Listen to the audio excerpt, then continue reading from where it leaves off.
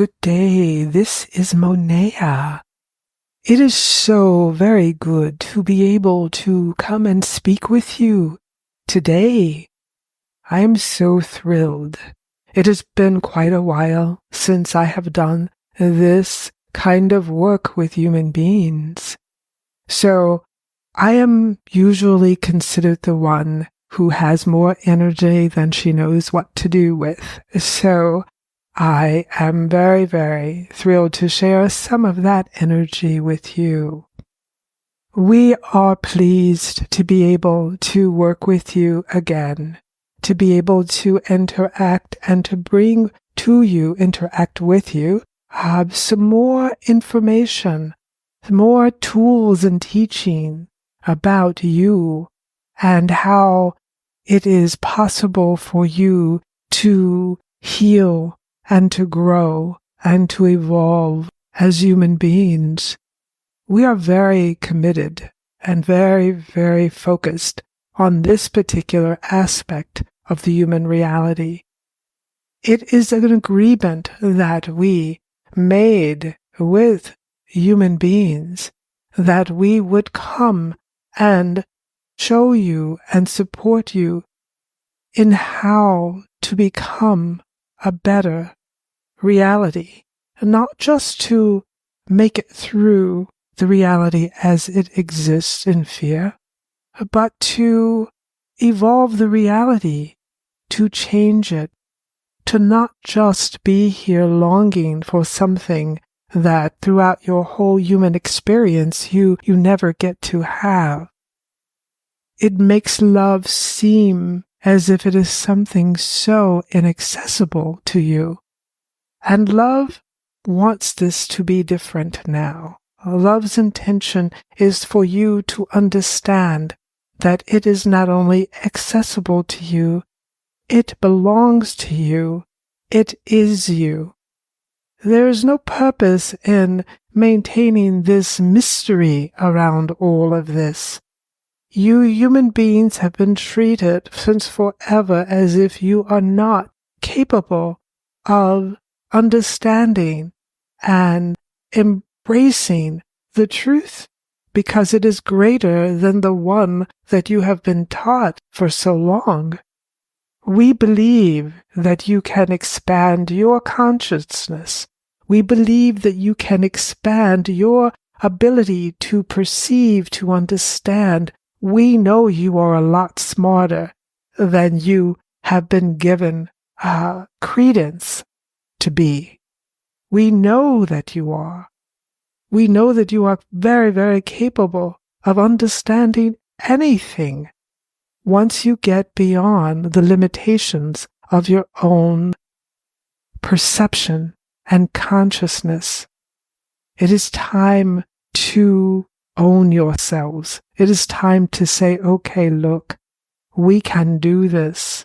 We know who we are.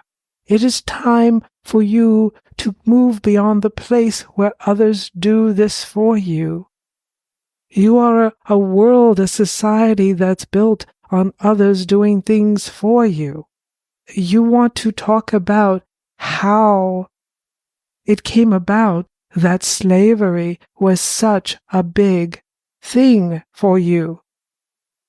Why it seemed to some of you such a brave necessity. How you wrapped your heads around making it okay to put certain human beings in that position. Because you are a society built on the idea that it is important, necessary, purposeful to have someone do something for you. This is some kind of notion that it makes you more important because you don't have to serve yourself. It makes you more prestigious. It makes you be above others, to be served by other human beings. Well, we beg to differ. Seriously beg to differ. Remember, everything in fear is backwards. So, not only is it not necessary or prestigious to have other people serve you, it shows such lack of integrity, such lack of character. It shows weakness, not strength, to tell other people how to serve you when you can very well do it yourself. There's no glory in being able to sit back and become lazy and become ineffective and become literally weak by making others work for you. They're the ones who become strong. They're the ones who become solid within themselves, who have fortitude and stamina and are able to withstand and go through things that those who are being served could not even imagine. Not because they could not do it, but because they've spent so much time thinking that they are made better by being served. So it is important to just take a piece of information just like that and say, okay, that makes sense. Because it does. It's logical even. You have to stop allowing yourselves to be drenched in emotional sway. Use your minds for something very important concerning yourselves. You are kept busy making things. And we love your things. They're actually evidence of just how brilliant you are. You're just making the wrong things. You're making the things that at the end of the day are just things. They're toys. You can play with them. You can make them do all kinds of exciting and fancy things. But mostly they're toys. And at the end of the day, those toys don't go with you. They stay. However, there are things that you could be doing, things that you could be making that will last you and all the generations to come, and beyond that, to eternity. They will be things that you own. They become a part of you. They become you. These are the kinds of things that we are speaking of. Like learning how to understand who you are. Just that thing. Apply all of that brilliance to saying, okay, nothing is more important here, logically speaking, than my understanding me, since everything else comes from me. Everything that I do, everything that I say, everything that I am, everything that I give and take and make and break, it all has to do with me. I am the starting point of everything that happens in my life. Logic. If I am the starting point, then it does matter who, how, what I am. Who, how, what I believe in. Everything that is foundationally placed in me is going to impact everything that comes from me, so I need to make sure I understand who I am. You've heard of that, right? The I am. Who I am. You human beings are these power centers that literally run around, run amok, completely out of control, using your powers for all manners of this and that, using them without even knowing that you have them. So a lot of their use is focused in a destructive way, and you have no idea when it goes down, whatever the destruction is, that you did it. Oh, wow, how did that happen? Well, what were you thinking? What were you thinking? You see? What do you believe? What were your thoughts and your feelings and beliefs? Where were they at the moment that that happened? check in with yourself when things happen all over the world and you go, wow, and oh, my goodness me. Go home to self and say, where was I at that moment? What thoughts was I having? What attitudes did I have at that time? How was I feeling about myself? How was I feeling about the people around me? What things did I do that day?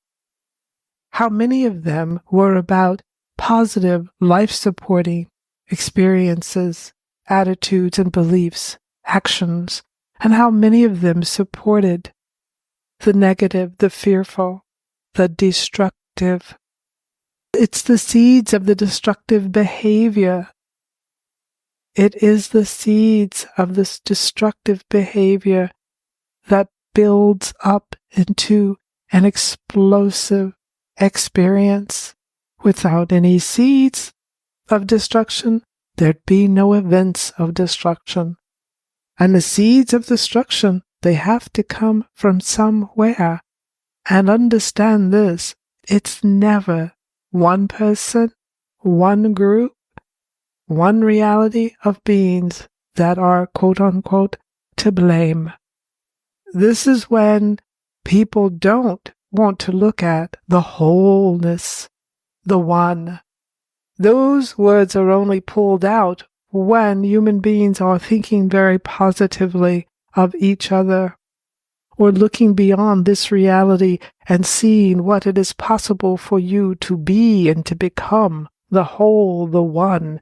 And there is a sense of glory and a sense of elevation and a sense of having gone way beyond the human experience into another expression of beingness, where you get to let go of all of the encompasses of your human reality, where you don't have to be that anymore. You don't have to experience that anymore, and you certainly don't have to be responsible anymore. You can shed your human skins and rise above into the light of oneness. Well, there are a few things about that you probably want to know. That getting into the oneness, that purity, that light that you see, you so often speak of, you can't just go the way you are. There are things that you must take care of. You must take care of some things with your human experience that you are responsible for. That elevated sense of oneness, that shedding, you see, it sounds good, and it's much like the being served thing, that you don't have to worry about anything. And we are not saying worry. I'm using that specifically in this context, because if you ask me out of this context, is worry something human beings should involve themselves in? And I will say to you, no, it's absolutely useless to worry about anything. You have to be in the present moment, and you have to know where you're standing and what you trust that is supporting your reality. You have to do the thing in front of you to do. Worry only emits a fearful energy that does not support whatever it is you're worried about to go well. So worry is actually the opposite of what you want to do. Everything in fear is backwards. It's the opposite of what you want to do when you feel like someone needs support or a situation needs to go a better way. You create your own reality. So if you worry, you create that. You add that to the mix. But if you send faith and trust and knowingness that this is going to work, this is what I'm contributing to it, because I have faith and I understand that everything happens as it should happen. I'm not going to spin a story about whatever is happening, how negative or painful and horrible that's going to be, or how a person is not capable of doing X, Y, or Z. I am going to know that they are in right relationship with themselves and they are where they need to be. And if they are walking in a certain energy, they are going to experience that energy. So, yes, that's what I would tell you if we were talking about worry. But that's not the context I'm using right now. I want you to understand. I want you to think about what you know about what it means to worry. For you, worry is about being concerned, is about having a vested interest in something or someone being okay, being safe, or something working out a certain way because it matters to you. Your worry, your concern, okay, so that's what it means to you before I take it and I shake it out and tell you to dismiss it. All right? Human beings believe that they don't have to have any sense of worry in this context or concern about what happens anywhere, anytime. You just in this human life, you muddle through the way that you do, and then you get released from it, and and it's over and it's done. And it is. It is. In that sense, once you finish this cycle of your human experience, yes, you go, you let it go, and you move on. All right? But it doesn't make this human experience not an important experience. You leave a legacy here for other beings to experience. Being a human being is not a throwaway experience. It cannot be left to that. Because you are just as real and alive and aware as you are when you are not here, but only in a different way. We sense that the whole human reality is not getting the support that it needs to uphold this experience. Yes, you come here to learn. Yes, you come here to see, to understand that you have choices to make about who you are, how you are. But this experience impacts the growth of your own soul. It is not disconnected from that. You don't come here and do whatever and then go and you're all good to go. You come here to evolve not only the human experience and leave something here, you are also evolving the growth of your own soul, which is very important. We speak about the veils dropping in human reality. Well, let me share something with you. This isn't the only place where the veils are dropping. Veils are dropping all over, everywhere. When you see entities like myself come through, yes, we are here for your good. We are here for your good. But just like human beings, we have and we must have, first and foremost, a vested interest in ourselves, as we are teaching and guiding you to first and foremost have a vested interest in yourself.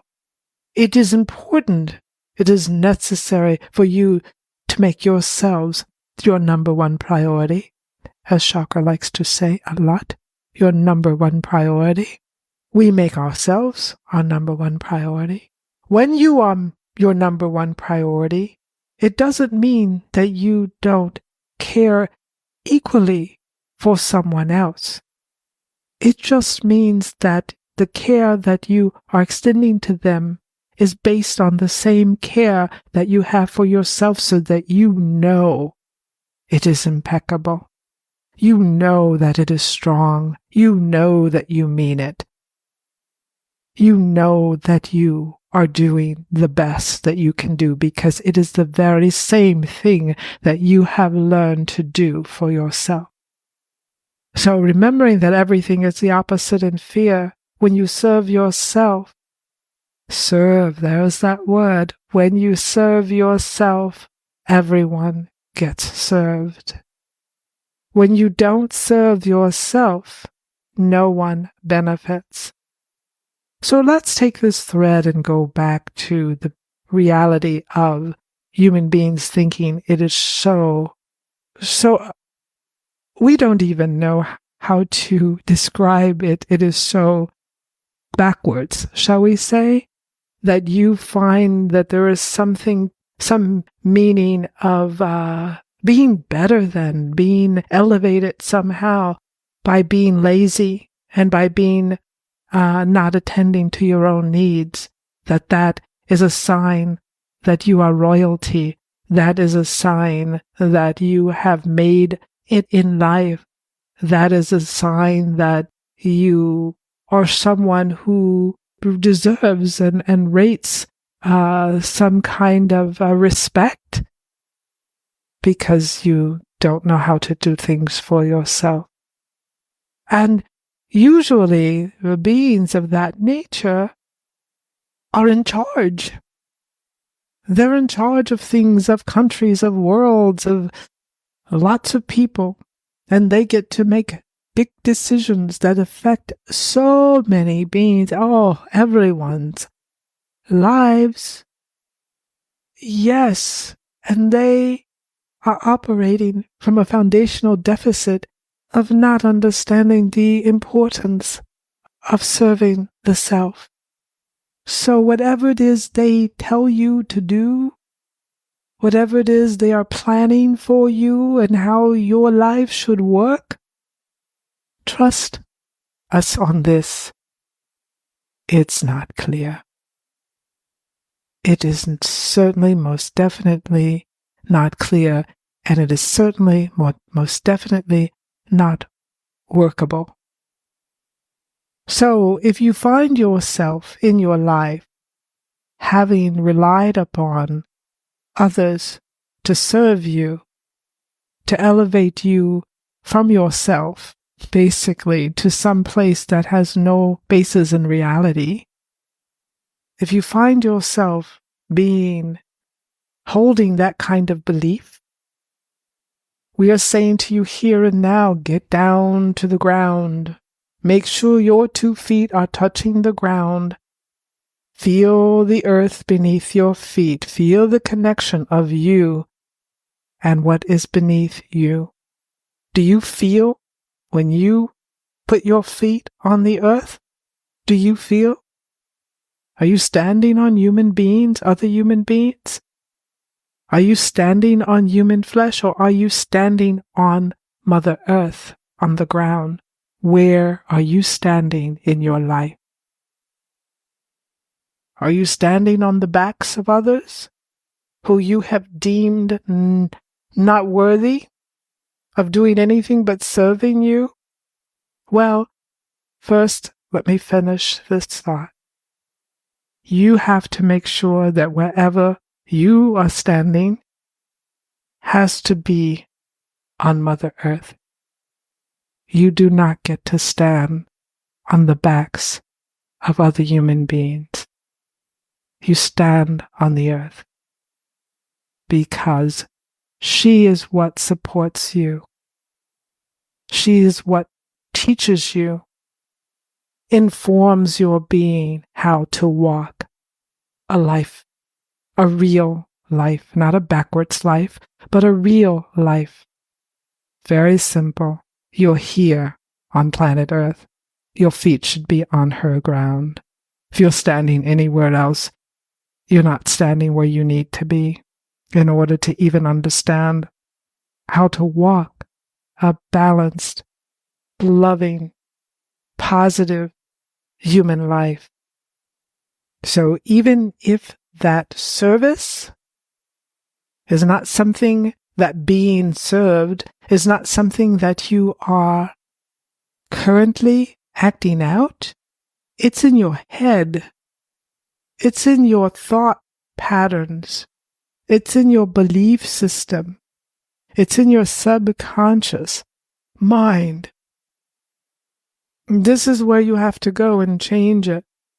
And then you've got to go to your roots, where those who started this left you a piece of it. You're connected to it there. So you have to go to your roots and pull those up as well and say, nope, I am not sharing in this legacy. I am not that person. I do not believe in that.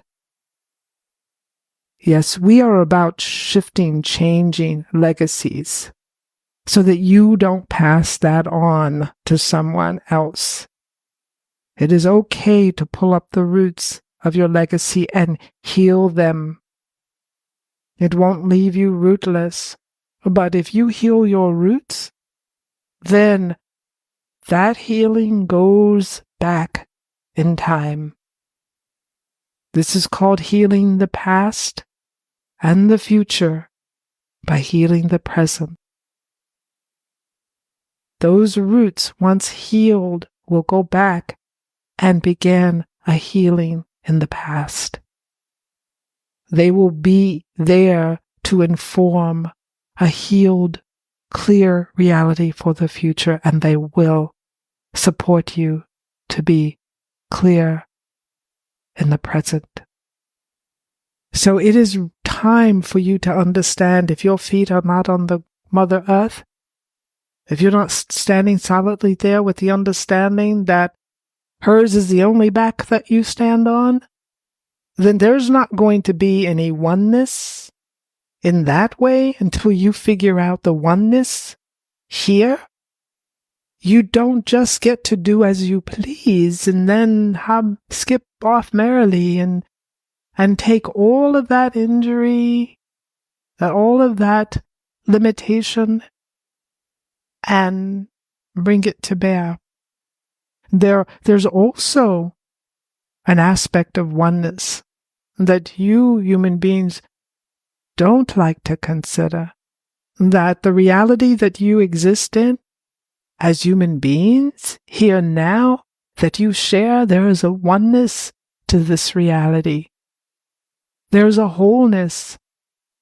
It's right here, right now, the wholeness of the human race. No one wants to belong to that club. Everyone wants to get to the place where we don't have to deal with this human mess, when we can go and be elevated in some spiritual alliance that frees us up from this. And doesn't it just sound so much like being served again?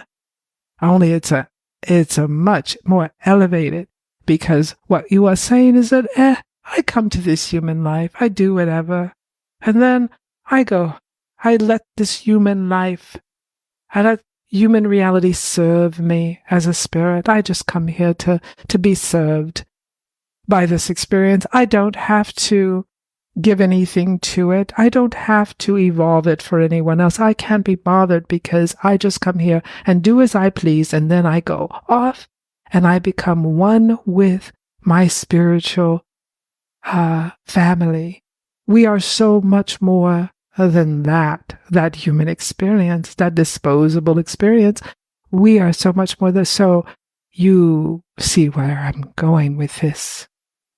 It's taking the notion of being served yet once again to a whole nother level.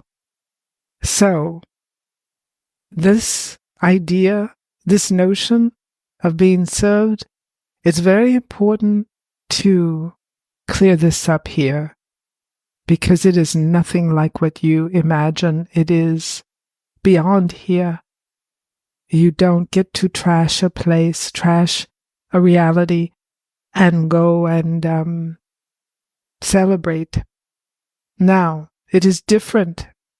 You see, there are so many seats in the arena. The reality that that this is an experience. This is something that you walk into knowingly. You experience it and you leave and you shed the experience. Yes, you do. And all of the judgments, the negativity, all of those things, yes, you get to shed those. But we are talking about responsibility for this experience, that being conscious here matters, that the whole human reality is in need of and we are supposed to have an overhaul. And basically, it's the journey. We're getting this human reality to be, preparing the human experience to be seated and rooted in love.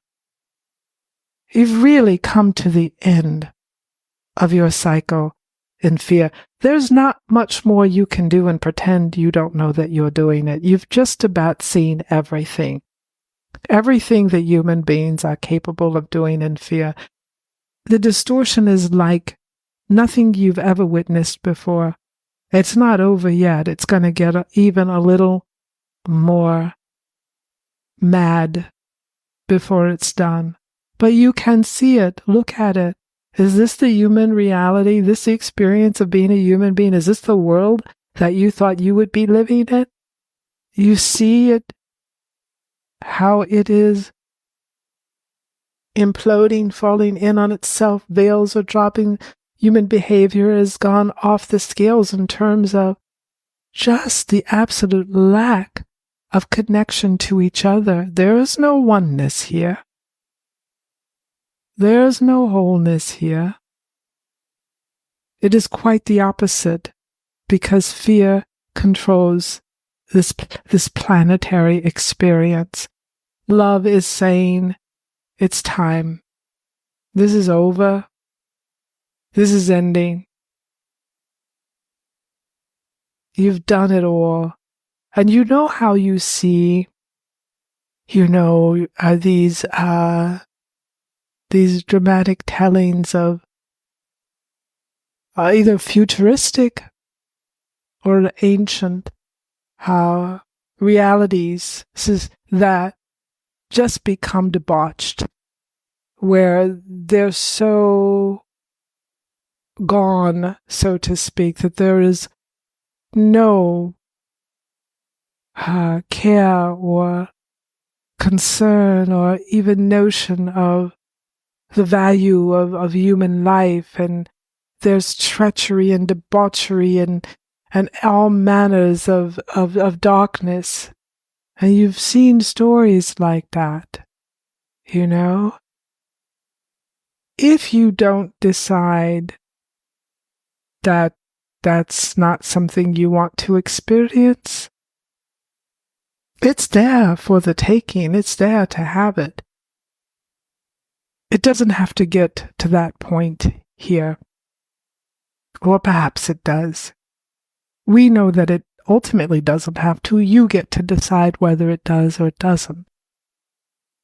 But you have to start preparing for your human experience and for the beings that come beyond your experience of shifting this reality, this human reality, into one of love.